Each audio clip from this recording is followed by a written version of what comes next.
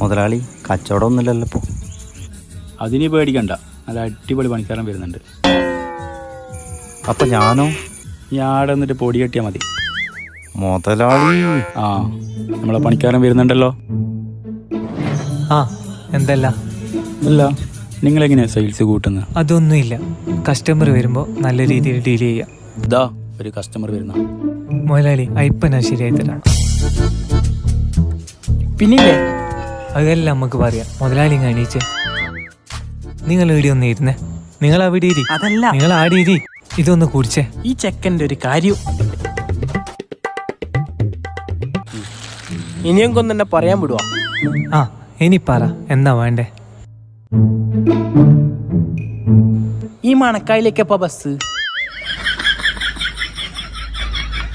ഈ മണക്കായിലേക്കപ്പോ ബസ്?